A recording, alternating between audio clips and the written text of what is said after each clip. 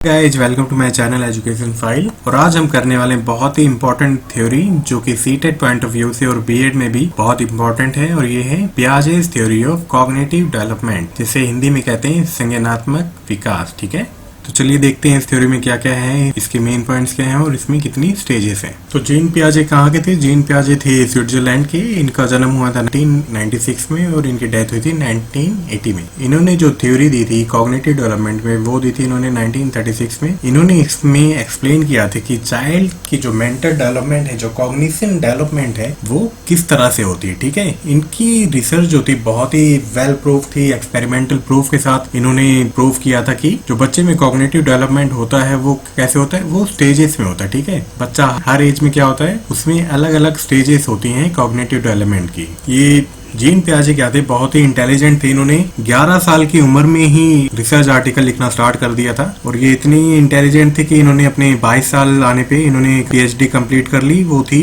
पहले zoology subject में, उसके बाद ये साइकोलॉजी की फील्ड में गए। और इन्होंने अपने ही बच्चों पे रिसर्च करी थी। वो कब तक करी थी? वो करी थी इन्होंने 15 साल तक। इनके बच्चों की एज 15 साल तक हुई, तब तक इन्होंने अपने बच्चों पे ही रिसर्च करी थी। क्योंकि इस पॉइंट पे एग्री नहीं थे लोगों के, ये इस पॉइंट पे एग्री नहीं थे कि जो बच्चों की जो डेवलपमेंट है वो एक फिक्स रेट है। ठीक है, इन्होंने कहा कि बच्चों की जो डेवलपमेंट है वो कैसे होती है, वो होती है बायोलॉजिकल मैच्योरेशन। जब उनकी एज बढ़ती जाती है तो उनमें एक बायोलॉजिकल मैच्योरेशन होती रहती है उनके ब्रेन में। ठीक है, और वो उसके अकॉर्डिंग जो एनवायरमेंट है उसके साथ इंटरेक्ट करके अपनी एज के अकॉर्डिंग सीखते हैं। तो कॉग्निटिव डेवलपमेंट एज के अकॉर्डिंग होती है बच्चों में। इन्होंने पीएचडी के बाद क्या किया? पीएचडी के बाद इन्होंने काम करना स्टार्ट किया अल्फ्रेड बिने के इंस्टीट्यूट में। अल्फ्रेड बिने वही थे जिन्होंने पहला आईक्यू टेस्ट बनाया था। ठीक है, तो ये भी बहुत इंपॉर्टेंट क्वेश्चन है कि पहला आईक्यू टेस्ट किसने बनाया था? वो थे अल्फ्रेड बिने। ओके, तो 1920 में इन्होंने वहां काम करना स्टार्ट किया। और इनका काम क्या था? इनका काम था कि जो इंग्लिश इंटेलिजेंट टेस्ट थे उसके टेस्ट किसमें करने थे? फ्रेंच लैंग्वेज में ट्रांसलेट करने थे। ठीक है, जब ये स्कूल में गए, जब बच्चों से सवाल पूछे तो जिन बच्चों ने गलत जवाब दिए ये उससे ज्यादा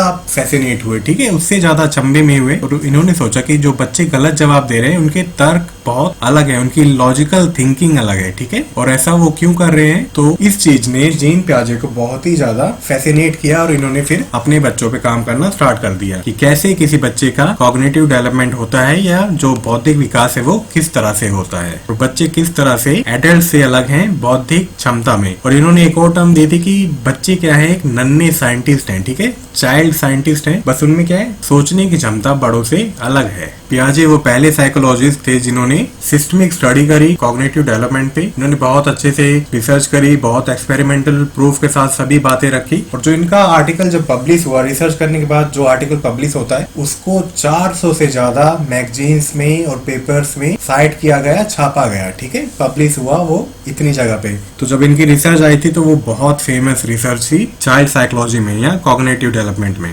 पियाजे के थ्योरी से पहले क्या एजम्पशन थी? पियाजे से पहले ये एजम्पशन थी कि जो चिल्ड्रन है वो उनमें जो थिंकिंग एबिलिटी है वो एडल्ट से कम है। पर पियाजे ने कहा नहीं, ऐसा नहीं है, बच्चों में भी पूरी क्षमता होती है और बच्चे क्या है, नन्हे साइंटिस्ट हैं। ठीक है, और वो क्षमता एज के साथ बढ़ती जाती है। ठीक है, इस थ्योरी के गोल क्या थे? इस थ्योरी के गोल थे कि जो मैकेनिज्म है और जो प्रोसेस है जिससे कि एक बच्चा, एक छोटा बच्चा और चाइल्ड डेवलप हो जाता है एक एडल्ट में। तो उन सभी बातों को इस थ्योरी ने बताया कि कैसे बच्चे में कॉग्निटिव डेवलपमेंट होता है और वो बड़ा होकर एक एडल्ट की तरह सोचने लगता है। इन्होंने क्या कहा कि जो बायोलॉजिकल मैच्योरेशन है वो एक प्रोग्रेसिव स्टेप है। ठीक है, कैसे एनहेंस होता है, वो कैसे बढ़ता है, इसकी क्षमता कैसे बढ़ती है? With environmental experience. ठीक है, सपोज क्षमता बहुत है पर एनवायरमेंट नहीं मिल रहा उसे पढ़ने का या कुछ एक्टिविटी करने का, तो हो सकता है उसकी जो बायोलॉजिकल मैच्योरेशन है वो उतने अच्छे से उभर के ना आ पाए। तो कॉग्निटिव डेवलपमेंट के लिए दोनों चीजें इंपॉर्टेंट है, हेरिडिटी भी इंपॉर्टेंट है, एनवायरमेंटल फैक्टर्स भी उतने ही इंपॉर्टेंट है किसी बच्चे की क्षमता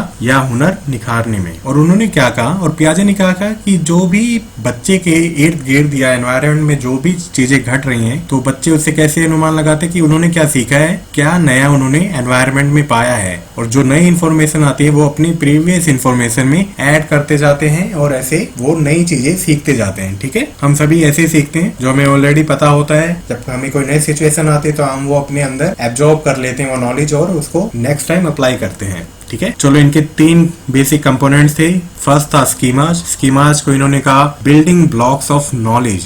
इसी में एक टर्म है स्कीम्स। स्कीम्स क्या है? एक सिंगल इंफॉर्मेशन है। और स्कीमाज क्या है, ग्रुप ऑफ इंफॉर्मेशन है, ठीक है। सपोज बीएड क्या है, पूरी स्कीमा है, बहुत सारी ग्रुप ऑफ इंफॉर्मेशन है। और स्कीम्स क्या है, एक सिंगल इंफॉर्मेशन। सपोज बीएड में कोई पर्टिकुलर सब्जेक्ट क्या है, एक स्कीम है, ओके। सेकंड कंपोनेंट है इनका एडेप्टेशन। कैसे होता है एडेप्टेशन में टर्म्स आती हैं assimilation, equilibrium, new situation, disequilibrium and accommodation. ये हम आगे पढ़ेंगे कैसे क्या होता है। देन इन्होंने सबसे इंपॉर्टेंट क्या दिया, स्टेजेस ऑफ कॉग्निटिव डेवलपमेंट दी, जो कि उम्र के साथ होती है। पहली स्टेज है सेंसरी मोटर, देन है प्री ऑपरेशनल, देन है कॉन्क्रीट ऑपरेशनल, देन है फॉर्मल ऑपरेशनल स्टेज। चलिए हम वन बाय वन पढ़ते हैं सबको। स्कीमाज क्या है, स्कीमाज को डिफाइन किया है कि बिल्डिंग ब्लॉक्स, ठीक है, या तो यूनिट्स ऑफ नॉलेज होती हैं। जैसे किसी ने बताया, वर्ड्सवर्थ ने 2004 में क्या कहा कि स्कीमेटा, जो कि प्लूरल है, इन्होंने कहा कि जो स्कीमा है इसको हम कैसे डिफाइन कर सकते हैं, ये हमारे ब्रेन में क्या है, इंडेक्स कार्ड्स हैं। सपोज कार के लिए हम एक पर्टिकुलर इंडेक्स कार्ड निकालेंगे और हमें पता लग जाएगा कि ये गाड़ी है। कोई टेबल देखेंगे तो हम कोई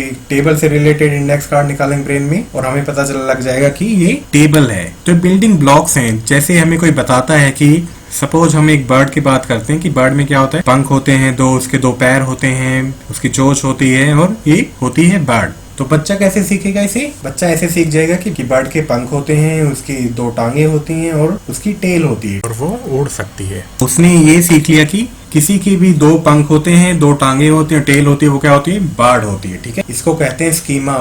तो बच्चे ने डिफरेंट नॉलेज ब्लॉक्स को इकट्ठा करके एक ग्रुप ऑफ इंफॉर्मेशन बना ली है, एक इंडेक्स फाइल बना ली अपने ब्रेन में, ठीक है। जब वो बर्ड देखेगा तो वो उससे उस चीज को रिलेट कर पाएगा। जैसे हम होटल में जाते हैं तो हमारे में क्या होता है कि हम होटल में जाएंगे, हम मेन्यू देखेंगे, फूड ऑर्डर करेंगे, ठीक है, फिर खाना खाएंगे, देन पे करेंगे। ये नॉर्मली सबको पता रहता है कि होटल में जाके क्या करना है। तो नॉर्मली क्या है, एक पर्टिकुलर स्कीमा का एग्जांपल है। और स्कीमा में किसका एग्जांपल है, ये स्क्रिप्ट का एग्जांपल है कि हमें पता है होटल में जाना है, मेन्यू देखना है, खाना ऑर्डर करना है, खाना है, पे करना है। और जब हम किसी रेस्टोरेंट में जाते हैं तो हम क्या करते हैं, अपने माइंड से ये स्कीमा रिट्राइव करते हैं, देखते हैं कि भाई होटल में आगे कैसे बिहेव करना है, हमें इस मैनर में बिहेव करना है। तो ये हमें कौन सिखा रहा है, ये हमें यूनिट्स ऑफ नॉलेज सिखा रही है। हमारे माइंड में जो बिल्डिंग ब्लॉक पहले से बन चुके हैं कि होटल में जाके इस तरह से ऑर्डर करना है, इस तरह से खाना खाना, इस तरह से बिल पे करना है। तो ये हमें सिखाया गया है और हम इसको ये अपने माइंड में एक बिल्डिंग ब्लॉक बना चुके हैं, ठीक है। बच्चों में या नियोनेटल स्कीमाज कौन से होते हैं, बच्चों में जैसे सकिंग रिफ्लेक्स है कि उसके मुंह के पास आप कुछ भी ले जाओ तो वो उसको चूसने लगता है, उसे सक करने लगता है। तो नियोनेट्स में क्या होता है, इन्नेट स्कीमा या नियोनेटल स्कीमा होता है। ये आपसे क्वेश्चन पूछ सकता है कि न्यूनेटल स्कीमा बेबी में कौन कौन से होते हैं। तो ये होते हैं सकिंग स्कीमा। और दूसरा क्या होता है, ग्रास्पिंग रिफ्लेक्स होता है, ठीक है। ग्रास्पिंग स्कीमा होता है, जैसे आप यहाँ उंगली रखोगे इसके हाथ पे तो क्या बच्चा क्या कर लेता है, ग्रैब कर लेता है ना उसे अपने आप। इसे कहते हैं रूटिंग रिफ्लेक्स कहते हैं। तो आप ये याद रखना कि बच्चे में नियोनेटल स्कीमाज कौन से होते हैं, जो बाय बर्थ प्रेजेंट हैं। देन आता है एसिमिलेशन एंड एकोमोडेशन। ये पूरी प्रोसेस एक्चुअली क्या है, एडेप्टेशन की प्रोसेस है। जीन पियाजे ने इंटेलेक्चुअल ग्रोथ है, जो भौतिक विकास है, उसको कैसे डिफाइन किया, उससे डिफाइन किया एडेप्टेशन के थ्रू, जिन्हें कह सकते हैं हम एडजस्टमेंट। ये हमारे पास जो प्रीवियस नॉलेज है और जब हमें कोई नई नॉलेज मिलती है तो हम उसको कैसे एडेप्ट करते हैं और मॉडिफाई करते हैं और उसको अपने प्रीवियस स्कीमा में ऐड कर लेते हैं। चलिए देखते हैं कैसे होता है। एसिमिलेशन क्या है, which is using an existing schema to deal with a new object और सिचुएशन। एसिमिलेशन क्या है, जो प्रीवियस स्कीमा है वो हमारे अंदर भीतर बस चुका है, को हम एसिमिलेट कर रहे हैं और हमारे माइंड में क्या हो जाएगा, इक्विलिब्रियम कंडीशन हो जाएगी कि भाई ऐसे ही होता है। सपोज एक बच्चे को बता दिया गया है कि किसी के 4 पैर हैं, उसकी पूंछ है और सींग है, तो क्या है वो भैंस हो सकती है, ठीक है, बफेलो हो सकती है वो। लेकिन अब नई सिचुएशन आई, ठीक है, उसने क्या देखा, उसने देखा कि सफेद कलर का सेम ऑर्गेनिज्म है, सेम एनिमल है। तो बच्चे ने कह दिया इसे कि ये भी बफेलो है। तो उसके मम्मी पापा ने बताया कि नहीं, जो व्हाइट कलर की होती हैं वो काव होती हैं। तो अब बच्चे ने जो प्रीवियस स्कीमा था, जो उसको बताया गया था कि किसी के 4 पैर होते हैं, सींग होती है और टेल होती है, तो क्या है, भैंस। पर अब बच्चा क्या करेगा, जिसमें ये सब चीजें होती हैं और जो व्हाइट कलर की होती है वो होती है काव, ओके। अब बच्चा इस इंफॉर्मेशन को एकोमोडेट कर लेगा, ठीक है। अब ये एकोमोडेशन क्या होगा, उसके माइंड में धीरे धीरे एसिमिलेट हो जाएगा और एक इक्विलिब्रिएशन की सिचुएशन क्रिएट हो जाएगी कि ठीक है, काली वाली भैंस होती है, व्हाइट वाली काव होती है। देन अगेन उसने कोई और ऑर्गेनिज्म देख लिया, कोई घोड़ा देख लिया जो डिफरेंट कलर से हो सकते हैं, वो हो सकता है उसे भी बफेलो या काव कह दे। पर अगेन वो सीखेगा और नई इंफॉर्मेशन को मॉडिफाई करता जाएगा, उसको एकोमोडेट करता जाएगा, देन एसिमिलेट करता जाएगा, इक्विलिब्रेशन होगा, फिर कोई नई सिचुएशन आएगी, उसके माइंड में डिसइक्विलिब्रियम होगा, देन उसको नई नॉलेज मिलेगी, उसको एकोमोडेट करेगा, और ये स्टेप पूरी जिंदगी हम ऐसे ही सीखते हैं। ओके हम अपनी प्रीवियस नॉलेज में हमेशा कोई नई चीज एडप्ट करते रहते हैं, मॉडिफिकेशंस करते रहते हैं अपनी प्रीवियस नॉलेज में। आई होप आपको ये समझ में आता होगा। चलिए नेक्स्ट देखते हैं, ये बहुत इंपॉर्टेंट, इससे बहुत क्वेश्चन आ सकते हैं। पियाजे की 4 स्टेजेस ऑफ कॉग्निटिव डेवलपमेंट। पहली स्टेज क्या है? सेंसरी मोटर, जो कि स्टार्ट होती है बर्थ टू एज 2 ईयर्स। ये 0 मत लिख के आना, इसको हमेशा लिख के आना बर्थ। ओके 0 का कोई मतलब नहीं होता। सेकंड स्टेज है प्री ऑपरेशनल स्टेज, जो कि स्टार्ट होती है 2 ईयर्स से लेके 7 ईयर्स तक। थर्ड स्टेज है कॉन्क्रीट ऑपरेशनल स्टेज, ये स्टार्ट होती है 7 ईयर्स से 11 ईयर्स तक रहती है। फॉर्मल ऑपरेशनल स्टेज स्टार्ट होती है 11 साल से लेके एडोलिसेंस एंड एडल्टहुड तक। ठीक है, इन्होंने क्या कहा कि सभी बच्चे इस स्टेज से जाते हैं इन सेम ऑर्डर। ठीक है, पर हर एक बच्चे का जो डेवलपमेंट है वो किस तरह से होगा, वो डिपेंड करेगा कि उसमें हेरिडिटी कैसी है और उसका एनवायरमेंट से इंटरेक्शन कैसा है। सपोज कोई बहुत पढ़ाकू एनवायरमेंट में है, साइंटिस्ट के बीच है या डॉक्टर्स के बीच में रहता है, उसकी फैमिली में सभी डॉक्टर्स हैं, तो वो एनवायरमेंट उस बच्चे को बहुत ज्यादा अफेक्ट करेंगे। ठीक है, और उसी तरह से उस बच्चे का फ्यूचर में कॉग्निटिव डेवलपमेंट होगा। इन्होंने इंडिविजुअल डिफरेंसेस की बात करी कि सभी बच्चे गुजरेंगे तो सेम स्टेज से, पर उनका विकास जो है वो अलग अलग होगा। ठीक है, और कई बच्चे क्या होंगे, जो लास्ट स्टेज है ये फॉर्मल ऑपरेशनल स्टेज, कई बच्चों में ये स्टेज आना बहुत टफ हो जाता है। तो चलिए 1 बाय 1 पढ़ते हैं। पहली है सेंसरी मोटर स्टेज, ये होती है बर्थ से 2 साल तक। इसमें सबसे बड़ी अचीवमेंट क्या है, बच्चा ऑब्जेक्ट परमानेंस सीख लेता है। ऑब्जेक्ट परमानेंस का मतलब है कि बच्चा पहचानने लगता है कि खिलौना रियल में है, उसको कहीं छुपा दिया है मेरे मम्मी पापा ने। इस टर्म को कहा जाता है ऑब्जेक्ट परमानेंस। तो ये टर्म बहुत इंपॉर्टेंट है, ये सीटेट में पूछ सकता है कि ऑब्जेक्ट परमानेंस कौन सी स्टेज पे आती है। तो वो आती है सेंसरी मोटर पे, जब बच्चा 2 साल के नीचे होता है। ठीक है, इस स्टेज पे क्या होगा, बच्चे में इननेट स्कीमा होगा, है ना, छोटा बच्चा होगा तो उसमें सकिंग स्कीमा होगा और ग्रैबिंग स्कीमा होगा। देन आती है प्री ऑपरेशनल, या इसे कहते हैं टोडलर और अर्ली चाइल्डहुड। ये स्टेज होती है 2 से 7 साल तक। इस स्टेज में क्या है, बच्चा सिम्बॉलिकली सीखना स्टार्ट कर देता है। ये टर्म पूछ सकता है कि बच्चा कौन सी स्टेज में सिम्बॉलिकली सीखना स्टार्ट कर देता है। तो वो स्टेज है प्री ऑपरेशनल स्टेज। इसमें क्या, बच्चा थोड़ा इमेजिनेशन भी स्टार्ट कर देता है। हायर जब उसकी 5 से 7 साल की उम्र होती है तो बच्चा धीरे धीरे थोड़ा इमेजिनेशन करने लगता है, थोड़ी बहुत स्टोरी बनाने लगता है। ठीक है, जैसे मेरा भतीजा है, वो 7 साल का होने वाला है, तो वो मैं बहुत इजीली देख सकता हूँ कि वो इमेजिनेशन करने लगता है कि वो स्टोरी बना लेगा कि जंगल में क्या क्या सिचुएशन हो रही है या कोई जानवर कैसे बिहेव कर रहा है। ठीक है, तो अगर आप पियाजे की थ्योरी पढ़ते हो और बहुत हद तक ये थ्योरी आप देख सकते हो कि बहुत ज्यादा अप्लाई करती है रियल लाइफ में। इस स्टेज पे क्या होगा, ईगो सेंट्रिक बच्चे होंगे कि सब कुछ मेरा है, मैं ही हूँ, मेरी बात मानो। इस स्टेज पे बहुत होता है। इसकी 2 सब स्टेजेस हैं। पहली है प्री कॉन्सेप्शनल पीरियड, जो है 2 से 4 साल तक। ठीक है, इसमें बच्चा क्या नकल करना स्टार्ट कर देता है कि आपने कोई एक्टिविटी करी, बच्चा भी करेगा। आप खेलना स्टार्ट करें तो बच्चा भी खेलेगा। पर बच्चों को क्या लगेगा कि बस उनके आइडिया को ज्यादा इंपॉर्टेंस देनी चाहिए। इसमें एक टर्म और है जिसे कहते हैं एनिमिज्म। ठीक है, एनिमिज्म क्या है, जीववाद। इस स्टेज पे बच्चे को क्या लगता है कि सभी जो निर्जीव चीजें हैं उनमें जान है। तो अगर आप कोई टेडी बियर जमीन पे फेंक दोगे तो बच्चा रोने लगता है। कई बार बच्चे को क्या लगता है कि इस टेडी बियर को भी चोट लग गई है। ठीक है, इस वर्ड को कहा जाता है एनिमिज्म। इस स्टेज पे बच्चे को हमेशा लगता है कि जो ये निर्जीव चीज है, जो नॉन लिविंग थिंग्स हैं, इसमें भी क्या है, लाइफ है, और ये जब गिरते हैं तो इन्हें भी दर्द होता है। तो बच्चा हो सकता है स्टेज पे रोना स्टार्ट कर दे। ये आप वर्ड ध्यान रखना, इसे कहते हैं एनिमिज्म। ये किस में आती है, प्री ऑपरेशनल स्टेज में आती है। इस स्टेज में बच्चा क्या करता है, अपने पॉइंट ऑफ व्यू से सब कुछ देखता है। ईगो सेंट्रिक वही।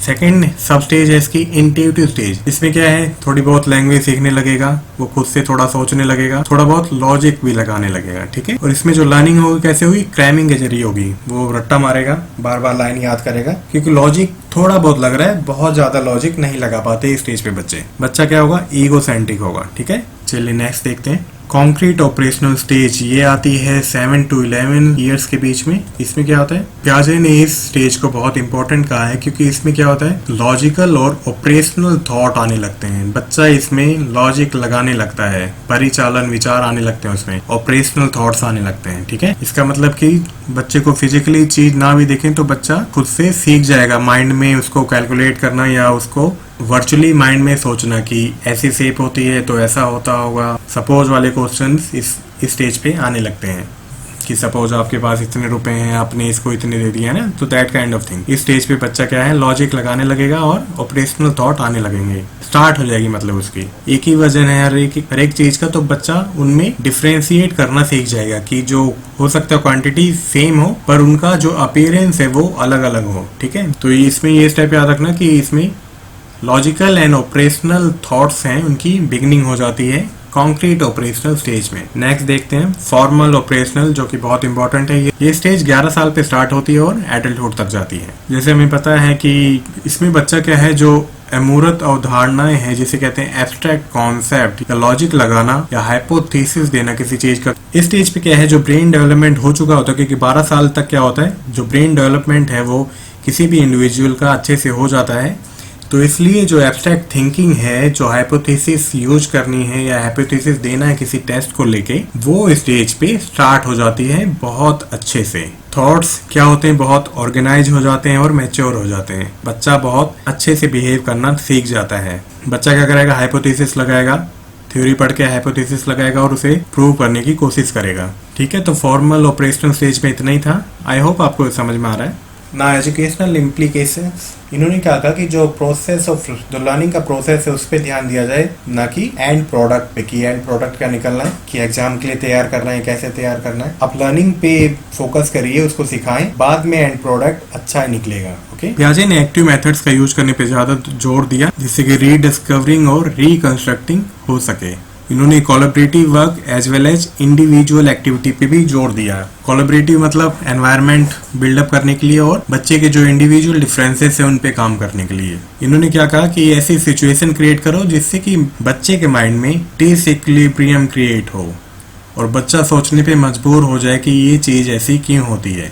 और जब आप उससे कोई चीज बताओगे देन वो उसको इजिली क्या कर लेगा, एकोमोडेट कर लेगा, अपनी स्कीमाज में मॉडिफाई कर लेगा। ओके, और जो चाइल्ड डेवलपमेंट एग्जाम लेना, असेसमेंट करना क्या है, इवेल्युएशन का तरीका है। उसी के अकॉर्डिंग हम क्या करते हैं, टास्क बनाते हैं कि कोई बच्चा कौन सा टास्क कर सकता है। ओके, तो ये सब पियाजे की एजुकेशनल इम्प्लीकेशन थी। क्रिटिसिज्म क्या हुआ, तो जो क्रिटिसिज्म हुआ वो ये हुआ कि इन्होंने बायोलॉजिकल प्रोसेस और कॉग्निटिव डेवलपमेंट पे कंसेंट्रेट किया, पर इन्होंने ये नहीं बताया कि सोशल सेटिंग कैसी होगी। सपोज कोई बच्चा स्लम में रह रहा है, कोई बच्चा हाई एंड में रह रहा है, तो उसका कॉग्निटिव डेवलपमेंट पे क्या असर पड़ेगा। जो ह्यूज थे 1975 में, इन्होंने क्या कहा, तो इन्होंने कहा कि जो पियाजे थे उन्होंने बच्चों की एबिलिटीज को अंडर एस्टिमेट किया। ठीक है, और इन्होंने क्या कहा, जो पियाजे के टेस्ट थे वो थोड़े बहुत कंफ्यूजिंग थे और डिफिकल्ट टू अंडरस्टैंड थे।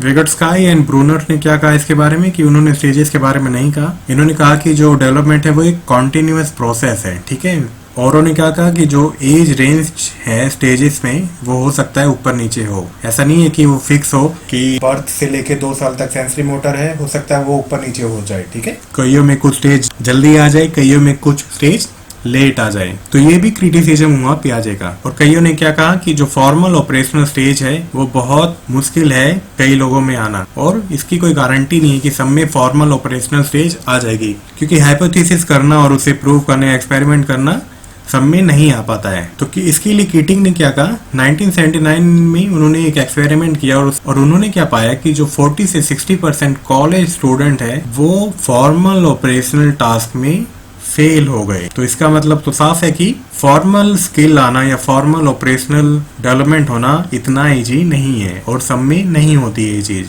और जो डेसन थे 1994 में, उन्होंने कहा कि केवल 1/3 1/3 लोग ही एडल्ट हैं, जो 1/3 एडल्ट ही कहाँ तक जाते हैं, फॉर्मल ऑपरेशनल स्टेज तक जाते हैं, कि हाइपोथेसिस लगाएंगे और बढ़िया एब्स्ट्रैक्ट थिंकिंग करेंगे। तो वो बहुत कम लोगों में होता है। अगर सब में हो जाए तो फिर दुनिया कहाँ चली जाए, है ना। आई होप आपको ये वीडियो अच्छा लगा हो, आपको अच्छे से समझ में आया हो। आपकी कोई भी फीडबैक या क्वेरी है तो आप कमेंट बॉक्स में जाके कमेंट कर सकते हैं। अगर ये वीडियो आपको अच्छा लगा हो, आप लाइक कर सकते हैं मेरे वीडियो को, मेरे चैनल को सब्सक्राइब कर सकते हैं और फ्यूचर नोटिफिकेशन के लिए दबा सकते हैं बेल आइकन। चलिए मिलते हैं नेक्स्ट लेक्चर में। Till then bye bye, take care.